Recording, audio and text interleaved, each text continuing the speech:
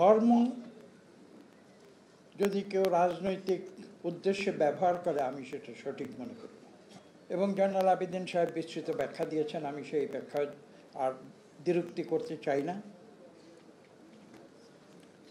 আমি এটা বিশ্বাস করি বাংলাদেশের মানুষ ধর্মপ্রাণ, আমরা ধর্মকে আমরা বিনীতভাবে আমরা সম্মান করি সবসময়, কিন্তু বাংলাদেশের মানুষ ধর্মান্ধ নয়। আমরা কখনো কোনোদিন অন্যের উপরে আমাদের ধর্ম চাপিয়ে দেই নেই। বিএনপি এই নীতিতে বিশ্বাস করে না। আজকে বিভিন্ন দল এবং গোষ্ঠী বিভিন্নভাবে বহু চেষ্টা করেছে বিএনপিকে তারা একটি দল হিসাবে প্রচার করতে, যেখানে বিএনপি ইসলাম ধর্মকে আমরা সম্মান করি, কিন্তু তাদের সেই অপচেষ্টা কিন্তু বারবার ব্যর্থ হয়েছে। তারা একটি উদাহরণ দেখাতে পারে নাই যেখানে বিএনপি অন্য কোনো ধর্মাবলম্বীর উপরে কখনো কোনো কিছু চাপিয়ে দিতে চেষ্টা করেছে। এবং এটাই ইসলামেও কিন্তু একই কথা বলে। আমি ইসলাম বিষয়ে পারদর্শী নই, হয়তো ছোট্ট দু একটি বাক্য আপনাদের সামনে উল্লেখ করব। আমরা ছোটবেলায় থেকে কোরআন শরীফ পড়ে এসেছি, সেখানে একটি কথা আছে, লাকুম দীনুকুম ওয়ালিয়া দীন। এই কথার কি অর্থ? এটা হয়তো আপনারা আমাকে আরো ভালো বেশি ব্যাখ্যা করতে পারবেন। বিএনপিও কিন্তু সেই আদর্শে বিশ্বাস করে।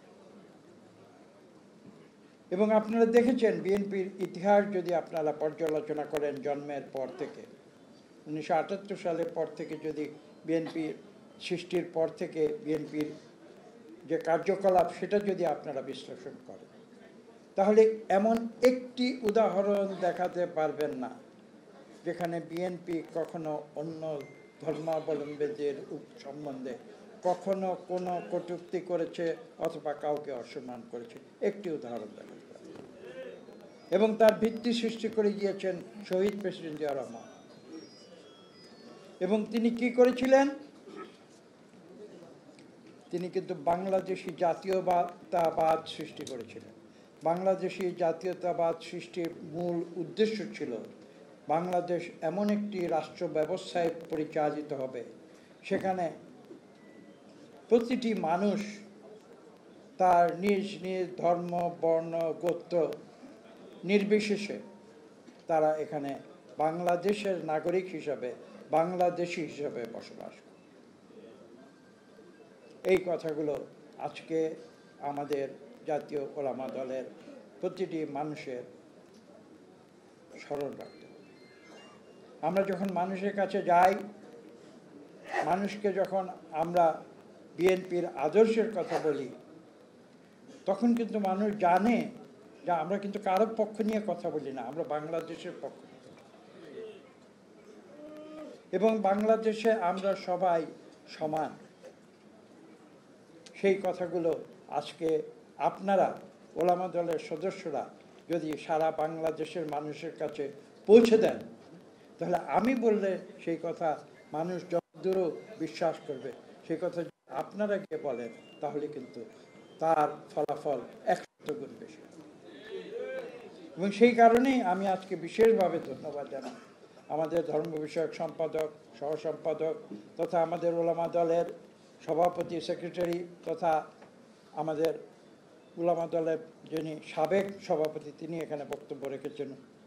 আমি তাদের প্রত্যেককে আন্তরিকভাবে ধন্যবাদ এবং কৃতজ্ঞতা জানাই যে আপনারা বিগত প্রায় 45 বছর যাবৎ বাংলাদেশে আপনারা কাজ করে যাচ্ছেন। বিগত প্রায় 45 বছর ধরে আপনারা এখানে কাজ করে যাচ্ছেন।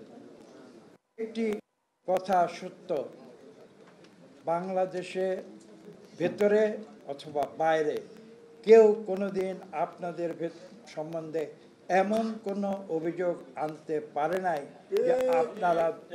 যে আপনারা ধর্মান্ধ বাংলাদেশে কোনো কিছু করেছেন এই অভিযোগ বিগত ৪৫ বছরে কেউ আপনারা আনতে পারেন। এখানে আরেকটি বাক্য আপনারা জানেন, কথা প্রচলিত আছে ইসলাম ধর্মে, আমরা সেটা শুনি এবং সেটা মানি, সেটা হচ্ছে ইন্নামাল আমালু বিন্নিয়াত। কাজে আমাদের যে উদ্দেশ্য সেটা যদি সঠিক থাকে তাহলে কিন্তু কোনো সমস্যা হবে না। আমরা বিভিন্ন রাজনৈতিক দল বাংলাদেশে দেখেছি, তারা মুখে এক কথা বলে, কাজে উল্টোটা করে। এবং আমাদের খেয়াল রাখতে হবে, বিএনপি কিন্তু কোনোদিন এই পদ্ধতিতে রাজনীতি করে না। শহীদ প্রেসিডেন্ট জিয়া রহমানের যে শিক্ষা, দেশনেত্রী বেগম খালেদা জিয়ার যে শিক্ষা, যেটা মুখে বলবেন, আপসীর নেত্রী আমরা বেগম খালেদা জিয়াকে বলি, শহীদ প্রেসিডেন্ট জিয়া রহমানকে কি বলি? শহীদ জিয়া রহমানকে আমরা বলি একজন সৎ নেতা, অন্তরে মুখে কাজে সৎ। সেই সততার আদর্শ নিয়ে আমরা রাজনীতি, দেশনেত্রী বেগম খালেদা জিয়ার আপসীর নীতি নিয়ে আমরা রাজনীতি, এবং আমাদের বর্তমান ভারপ্রাপ্ত চেয়ারম্যান যে সংগ্রাম, জয়নাল আবেদিন ফারুক সাহেব একটু আগে ব্যাখ্যা করেছেন, আমি দীর্ঘ ব্যাখ্যা যাব না। তার এই যে দীর্ঘ 17 বছরের যে সংগ্রাম, কঠিন অবস্থায় দেশ থেকে চলে যেতে বাধ্য হয়েছেন তিনি, তার জীবনের উপরে আক্রমণ এসেছে। তিনি যখন প্লেনে উঠে ঢাকা এয়ারপোর্ট থেকে চলে যেতে বাধ্য হয়েছিলেন, তখন তার যে অবস্থা সেটা কি ছিল আপনারা সবাই জানেন।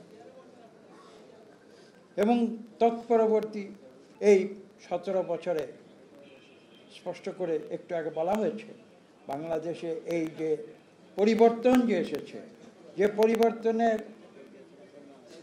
একক দাবিদার যারা, নিজেদের যারা একক দাবিদার বলে যারা ঘোষণা দেয়, সেই ছাত্র সমাজ, সেই ছাত্র সমাজের সম্বন্ধে আমি শুধু এইটুকু বলবো যে ছাত্র হিসেবে তারা অনেক অবদান রেখেছে বাংলাদেশের বিগত পরিবর্তনের ধারা।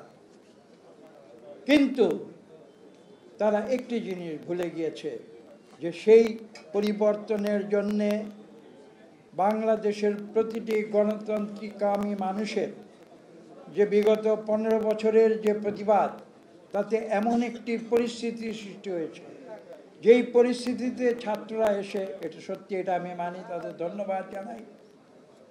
আমরা আগামী 1 তারিখে আমরা সেই ছাত্র জনতার বিপ্লব আমরা উদযাপন শুরু করব। তা সত্ত্বেও আমি যে কথাটি বলবো সেটা হচ্ছে এই, যে 2024 সালের যে ছাত্র জনতার বিপ্লব, সেটা শুধু 2024 সালের জুলাই অগাস্টে সংগঠিত হয় নাই। তার পটভূমি সৃষ্টি হয়েছিল বিগত 15 বছরের স্বৈরাচারী সরকারের বিরুদ্ধে। বাংলাদেশের সকল গণতন্ত্রকামী রাজনৈতিক দল এবং গণমানুষের যে প্রতিবাদ, তার চূড়ান্ত পর্যায়ে সৃষ্টি হয়েছিল 2024 জুলাই এবং আগস্ট, এবং তারই ফলশ্রুতিতে এই অত্যাচারী নির্যাতনকারী আওয়ামী লীগের নেতৃবৃন্দ সহ তারা বাংলাদেশ থেকে পালিয়ে যেতে পারত। এই কঠিন সত্যটি প্রতিটি মানুষকে বাংলাদেশের বুঝতে হবে। ছাত্র নেতৃত্বরা মুখে যে যাই বলুক না কেন, তারা নিজেরাও জানে যে এটাই হচ্ছে জুলাই অগাস্টের আসল সত্য। এবং এই আসল সত্য যেটা, সেটা অস্বীকার করা যাবে না।